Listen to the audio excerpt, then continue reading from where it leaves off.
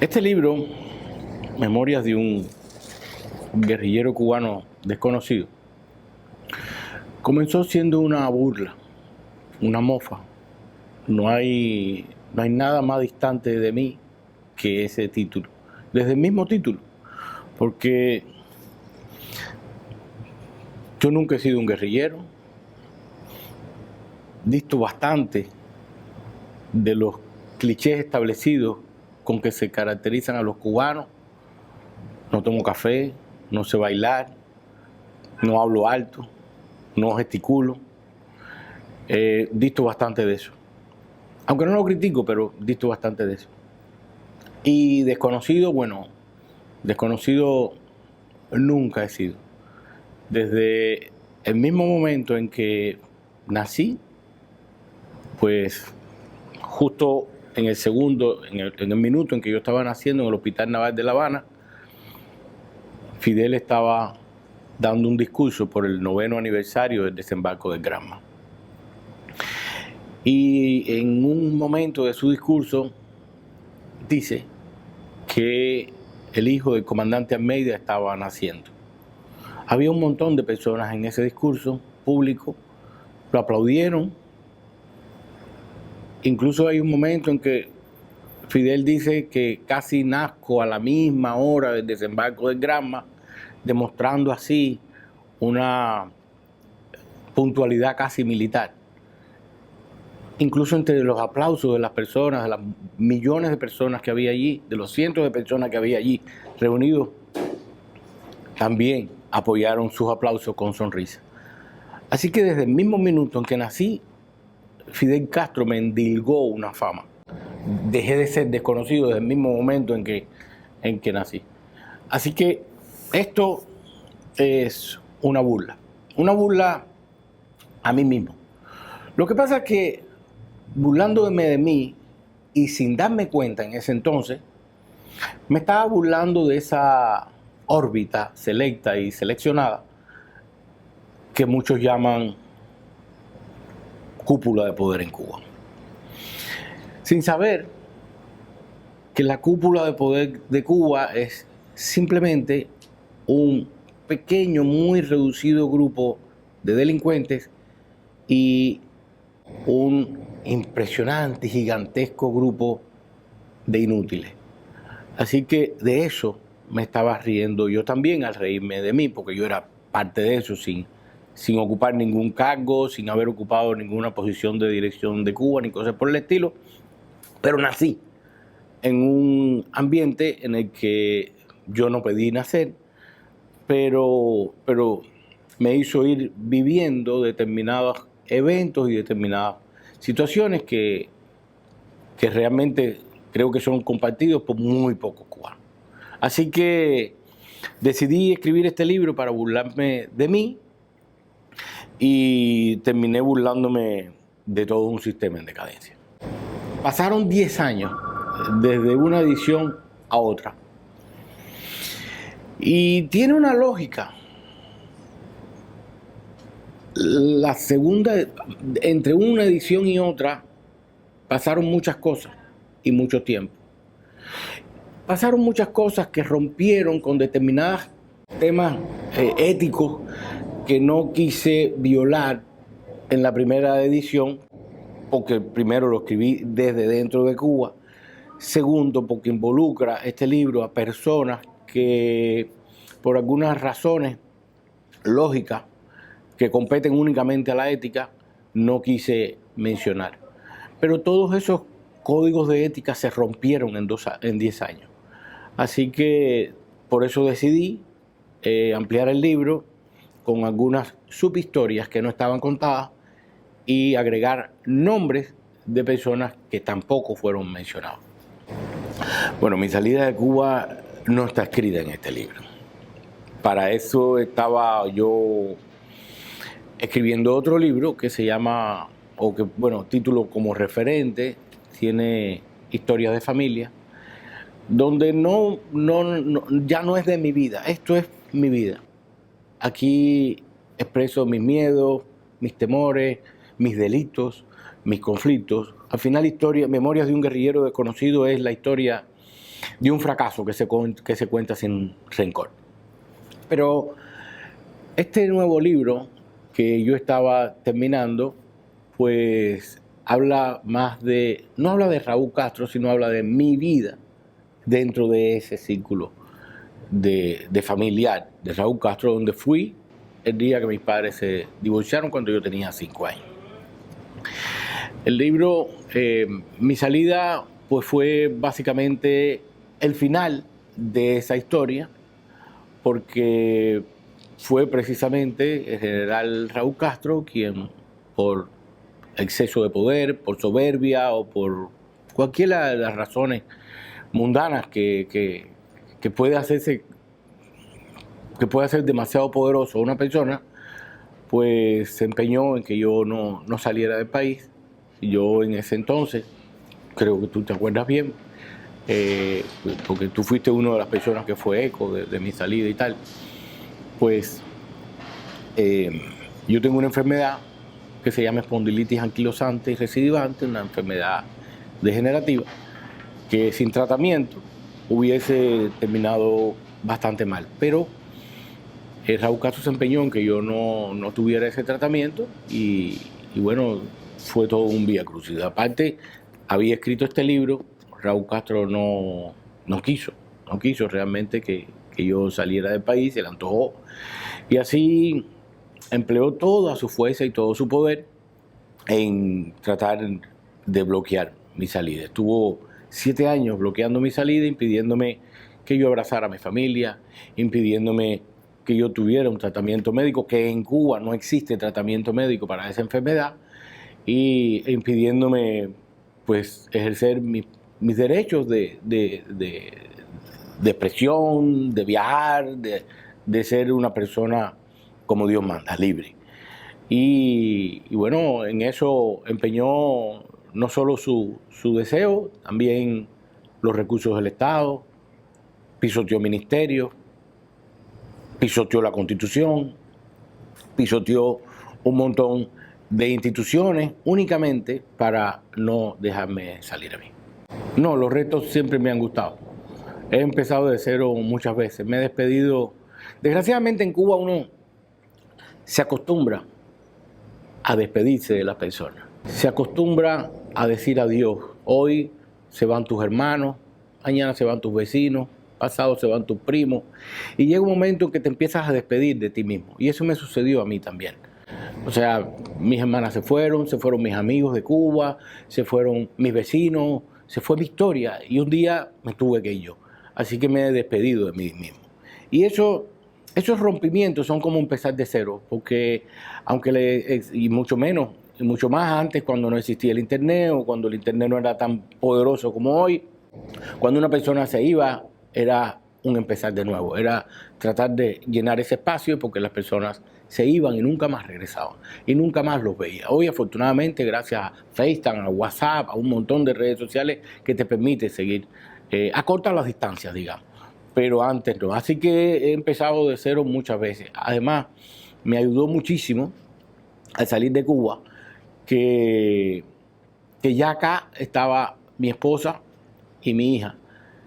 Una hermana también se había ido de Cuba y no tuvo la misma suerte porque ya sabes tú que a veces el exilio es por razones obvias. Estamos en una ciudad de víctimas y todo lo que huela a todo aquello que simbolice el odio de ellos, odio muy bien justificado en muchas ocasiones, pues ellos lo rechazan. Mi hermana llegó primero que yo y fue muy rechazada en esta ciudad, hija de Juan Almeida, en fin, todo lo que lleva ese tipo de rechazo.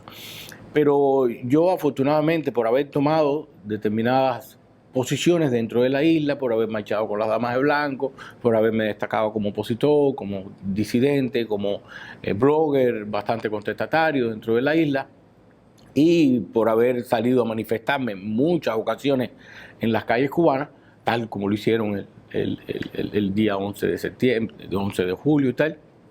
Yo hice lo mismo, lo que pasa es que de una manera muy incipiente. Eso me fue abriendo ciertos corazones dentro de este exilio víctima del castrismo y la verdad me fui bastante bien recibido. Así que yo no puedo decir ni que me hayan maltratado, ni que me hayan humillado, ni que me hayan excluido. No, para todo lo contrario. A mí me recibieron con un abrazo y me han recibido con muy buena vibra, la verdad. Nunca me ha gustado estar encasillado en un título. Así que tengo voz, pero no soy locutor. Tengo amigos gays y no soy gay. Escribo y no me considero escritor. Creo que soy todo y nada. Soy un poquito de escritor, un poquito gay, un poquito hétero, un poquito locutor, un poquito lo que sea. Y creo que creo que así somos casi todos los humanos. Y si hay alguna manera en que me gusta y me siento muy bien, que me cataloguen, soy Juan Juan. Porque me encanta mi nombre, me fascina mi nombre. Primero, creo que hasta un cierto momento fui el único Juan Juan en toda una isla. No conozco otro tampoco en el mundo entero.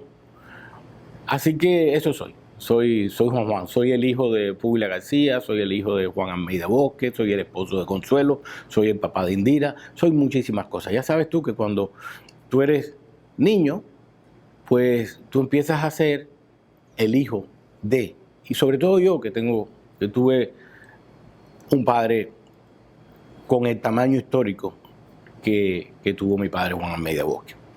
Así que desde niño, cuando yo era muy jovencito y las alfombras rodaban para que yo caminara, todos decían, ahí llegó el hijo de Juan Almeida. Pero el tiempo pasó, y el águila por el mar, y cuando yo crecí y llevaba a mi hija a la escuela, tampoco me decían, ahí llegó Juan Juan. Decían, ahí llegó el padre de Indira. Y uno va perdiendo su propio yo, y uno va perdiendo su propia historia, pero a la vez la va nutriendo de todo lo que eres uno. Así que soy el hijo de mi padre, el padre de mi hija, el amigo de mis amigos. En fin, soy todo y nada. Hay 3 historias, o perdón, 2 y media. La primera historia, y es la que más usaba yo, y no es real, pero la usaba para hacer mucha mofa, decía que mi padre era tartamudo. Y cuando yo nací se puso nervioso y cuando le pidieron decir mi nombre, pues dijo Juan Juan. Y bueno, eso es una mentira. Pero una mentira que bien pudo haber sido un poquito verdad. La realidad es que mi nombre tiene 2 reales historias. Una, mi padre, como muchos ya saben, en el último discurso que dio el presidente Kennedy, antes de ser asesinado, mencionó a un hombre en Cuba. Un hombre con quien habían tenido cierto acercamiento, no para matar a Fidel, como dicen ciertas historias, sino para ver la mejor manera de alejar un poco a Fidel Castro y a la línea que iba tomando la revolución cubana, no hacia Rusia, sino más hacia el occidente, mucho más a los Estados Unidos. Así que, por eso, mi padre me llamó como John Kennedy, el hijo de John F. Kennedy. Pero también hay otra historia. Hay otra historia que no discrepa tampoco de la otra y también es real. Mi padre y mi madre tuvieron 4 hijos, 3 hembras y un varón. Cuando la primera hija de ese matrimonio nació, mi padre era un guerrillero, un comandante, nada mejor que dejar un legado en un hijo varón, un macho alfa que acababa de nacer, así que decidió ponerme Juan. Pero ese Juan nunca nació primero una hembra. Así que siguieron intentando tener hijos y mi padre entonces vuelve a salir embarazada a mi madre y le dice, bueno, a este sí vamos a ponerle Juan. Y siguieron intentando y nada, otra hembra. Lo hicieron un tercer intento y con el mayor deseo de ponerle Juan, también salió otra hembra. Así que mi padre, que sí venía de unos orígenes religiosos, se acercó a la iglesia de San Juan en Cuba y le hizo una manda, le hizo una promesa y le prometió que si el próximo hijo que tuviera se llamaba Juan, perdón, era varón, le pondría Juan por él y Juan por el santo. Así que por eso también me llamo Juan. Mira, no me considero un escritor. Yo respeto muchísimo a los clásicos y respeto muchísimo a aquellos que llevan como oficio y como carrera el oficio de escribir. Así que es un libro escrito sin pretensiones literarias ni cosas por el estilo. Es un libro con un estilo, digamos, muy conversacional, porque eso soy yo, un tipo que me gusta conversar. Y está escrito de una manera como yo hablo. Así que las personas tienen toda la razón cuando dicen, me siento conversando contigo. El libro tiene una historia un poquito cortica que te lo voy a hacer. Cuando yo terminé de escribir este libro, mi primer lector fue mi padre, el primer lector de este libro. Así que se lo entregué, unos días después nos vimos, y me dijo, oye, Juan, el libro me gustó. Y me reí, lloré, lo disfruté, me hiciste reflexionar determinadas cosas que no conocía yo mismo de mi propia vida. Pero te voy a decir una cosa, el libro a mí me gustó, pero a Raúl no le va a gustar nada. ¿Por qué? Porque no hay momento de mi vida infantil en que yo pueda contar sin incluir algún miembro de la familia Castro Espín. No hay manera. Porque estuvieron en cumpleaños, porque estuvieron en navidades, porque estuvieron en mi escuela, porque estuvieron siempre, yo vivía allí. Pero mi padre me dejó claro una cosa, una enseñanza que nunca más olvidé. Me dijo, mira, en mi familia, como en todas las familias cubanas, hay homosexuales, hay heterosexuales, hay ladrones, hay delincuentes, hay sacerdotes, hay policías. Pero en la mía hay de todo eso. Lo único que no hay es pendejo, es cobarde.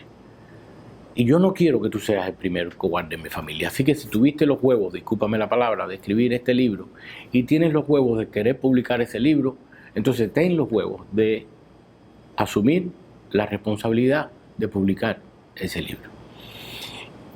Y yo no quiero que mañana, en una entrevista que te vayan a hacer o en un interrogatorio que te vayan a someter, pues escucharte que tú decir, me arrepiento de haber escrito este libro. Y eso hice, llevar el libro con honor, llevar el libro con orgullo, porque al final esto es parte de mi vida, esto es parte de mi historia. Por eso las personas sienten que se lo estoy contando de una manera muy desenfadada, porque cuento lo mismo desde mis historias sexuales hasta, qué sé yo, todo, las veces que he estado cerca del delito, las veces que los he cometido. Porque cada vez que se escribe un libro, sobre todo desde fuera de Cuba, un libro sobre el régimen de la isla, que de alguna manera denigre un poco el régimen de la isla, se escribe desde un punto heroico, desde un punto épico, y esto dista muchísimo de esto. Yo no soy héroe, yo no soy líder, yo no soy absolutamente nada de esos carteles que les gustan a las personas endilgarse. Yo simplemente soy un niño que nació en un ambiente poco conocido de muchísimos cubanos y de muchas personas que miran hacia el régimen de la isla.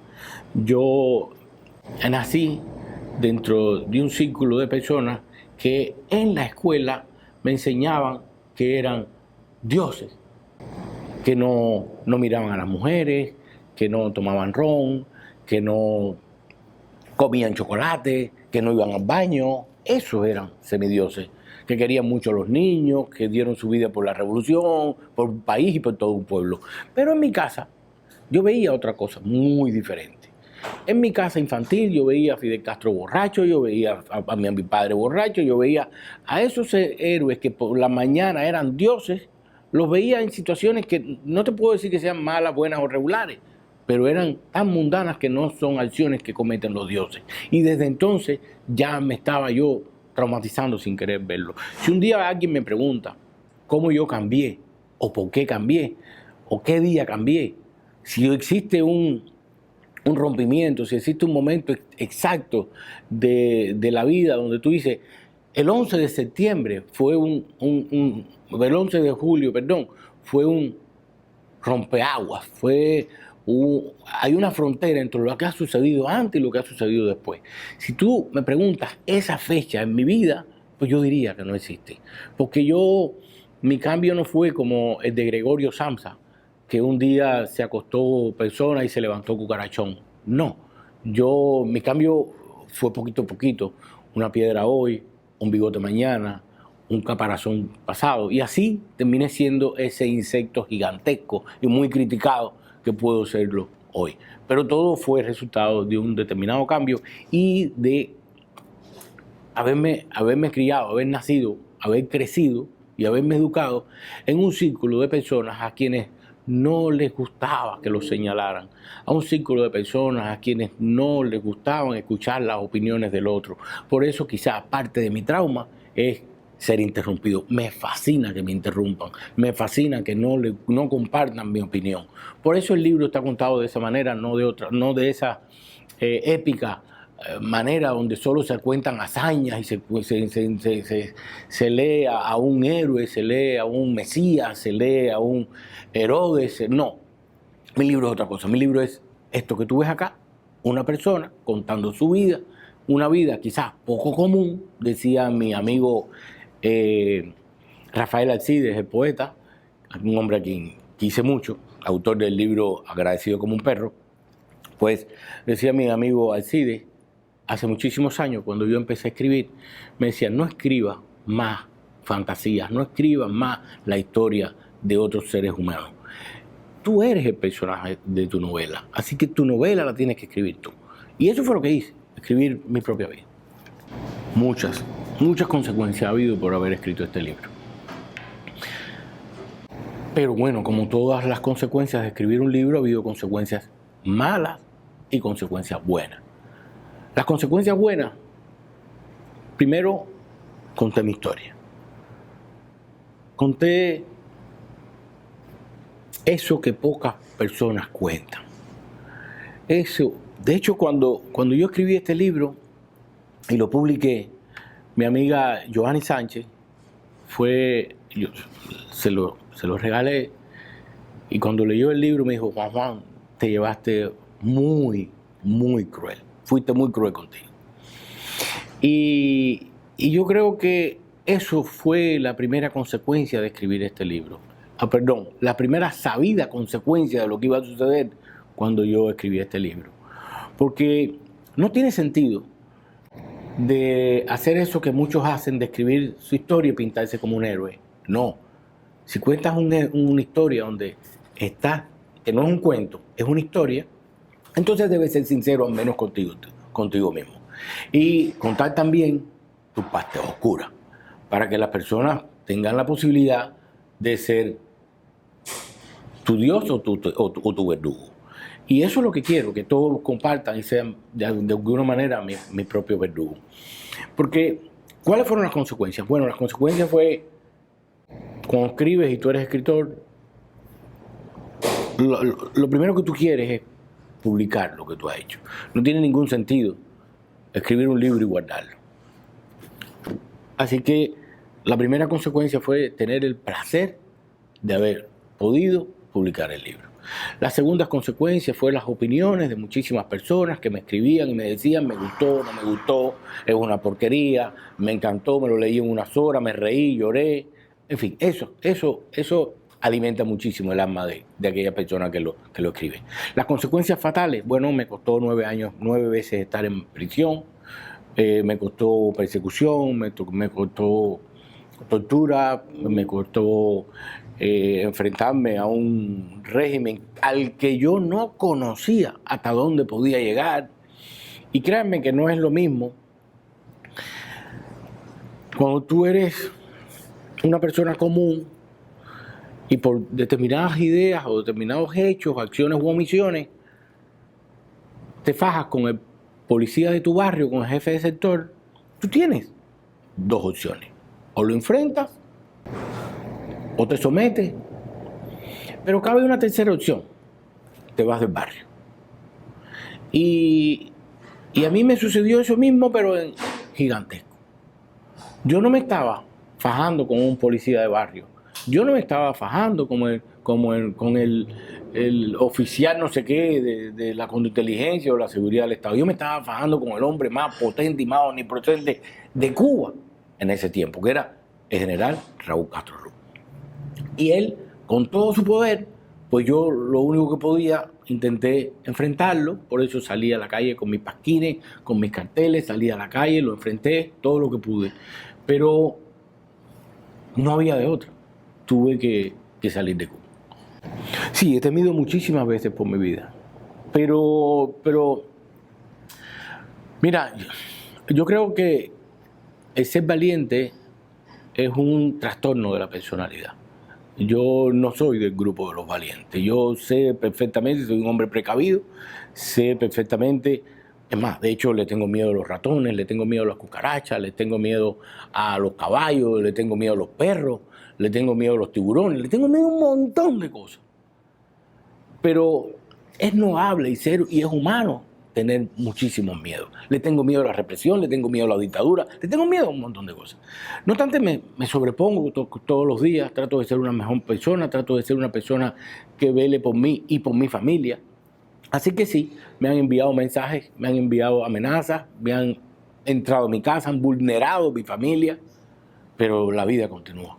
No quiero ser, y ahí vuelvo entonces y retomo aquella enseñanza que me dio mi padre, que en la familia en Mérida puede haber dictadores, puede haber homosexuales, puede haber heterosexuales, puede haber negros, puede haber blancos, puede haber rubios, puede haber chinos, puede haber ladrones, puede haber policías, puede haber sacerdotes, pero nunca va a haber un pendejo.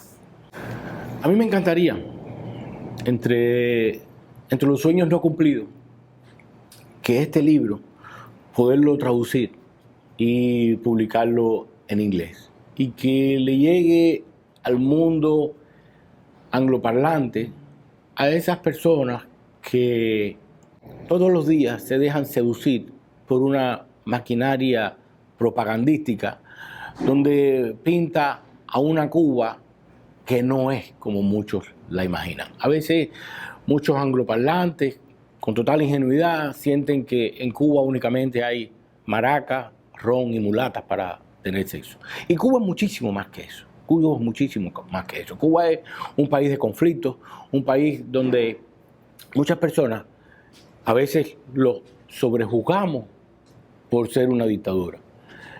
Y no tomamos en cuenta que esa misma dictadura que reprime a las personas todos los días en la calle, que ha asesinado, que tiene sus manos llenas de sangre, pues también tiene sus manos llenas de bondad. También ha enviado médicos a los lugares más intricados de este mundo. Y esas cosas son una balanza. Y esa balanza es lo que yo intento contar en este libro. Yo soy muy optimista, pero muy optimista en lo que pueda suceder en mi país. Definitivamente, la historia, el tiempo, Dios, llámelo usted como quiera, terminará con la vida de aquellos que comenzaron la Revolución Cubana. Así que la obra post-Castro ya está escrita, no es que se vaya a escribir, no, ya está escrita y comenzó el día que murió Fidel Castro. Entendimos que el hombre más poderoso de Cuba también era un hombre mortal. Muchísimas personas que conozco padecieron a Fidel como un hombre eterno, porque nacieron y murieron bajo el régimen de Fidel Castro, escuchando todos los días la palabra Fidel Castro. la frase Fidel Castro. Pero ya nos dimos cuenta que eso no puede ser. Que Fidel era mortal, que Raúl es un hombre mortal, que Ramiro Bardet, que todos pasan los 90 años. Así que en determinado tiempo, querramos o no, van a morir. Las pirámides de poder en Cuba, o sea, la más alta era aquellos que estaban comprometidos con determinados cánones, con determinados compromisos que se hicieron a lo largo de la vida de la Sierra, de Moncada, del exilio, de todo eso que conocemos. De la guerra y del propio proceso revolucionario que vivieron, que enfrentaron muchísimas cosas, que no estoy diciendo que sean buenas, malas ni regulares, sino cosas que existieron. Y esas cosas crearon determinados compromisos. Ellos eran leales a ellos mismos. Después hay una generación un poquito más para abajo, donde vemos a generales que sus lealtades están inspiradas no en la sierra, sino en las guerras militares que tuvo Cuba, en las empresas militares que tuvo Cuba en África, en Nicaragua, en un montón de lugares donde exportaron su revolución. Esa generación de ese segundo grupo de poder que te estaba comentando que tiene Cuba, pues ya pasan los 80 años. No llegan a los 90, pero pasan o rondan los 80 años. Y después hay otro grupo de poder que es realmente los que sostienen la estructura de gobierno y de poder dentro de Cuba, que son aquellos nuevos generales que tienen entre 50 y 60 años, que sus lealtades no responden tampoco a la Sierra Maestra, tampoco a las guerras de expansionismo de Cuba. No, esos responden a que tuvieron las mismas novias, compartieron en una beca, tomaron café, soñaron con irse de Cuba, o sea, todos bailaron con los Beatles.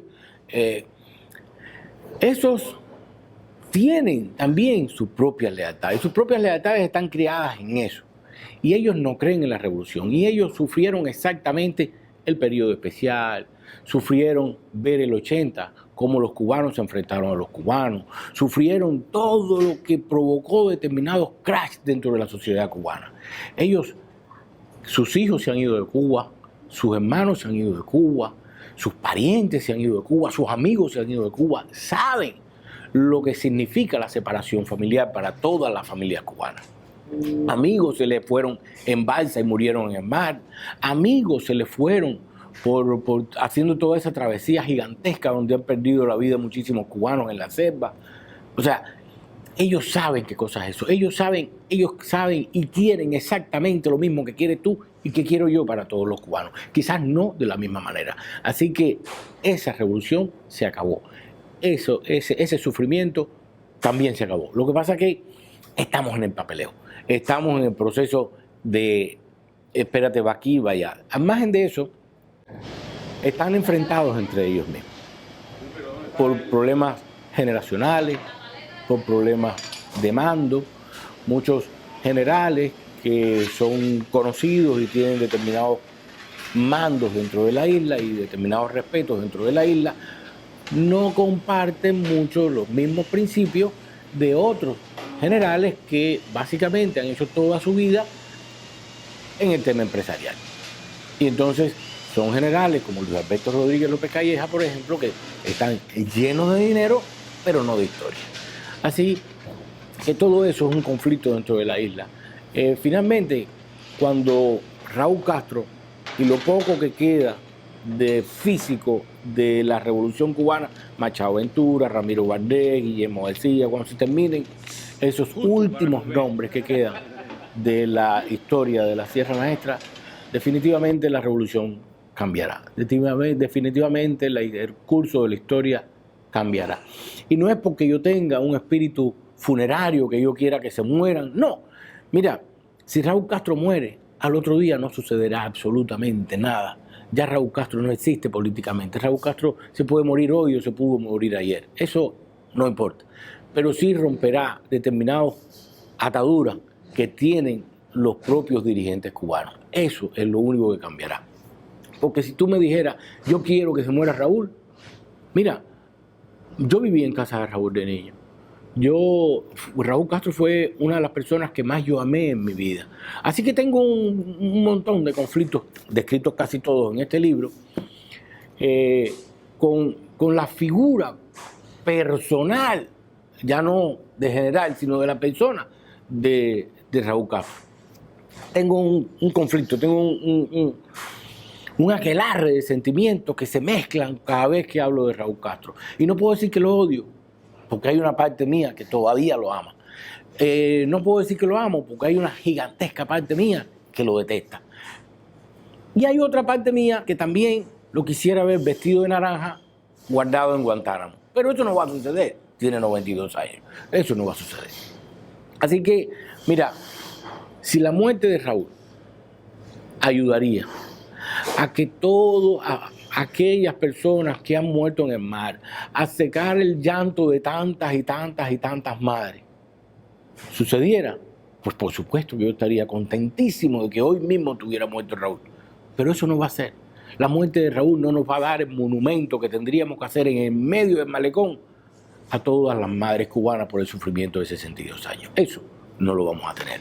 Así que lo mejor es zanjar nuestras diferencias, darle santa sepultura a nuestros propios muertos y no dejar que nuestros muertos guíen nuestro futuro. Sí, que los respetemos, que los tengamos ahí, que le hagamos sus altares, pero los muertos no pueden dirigir nuestro futuro.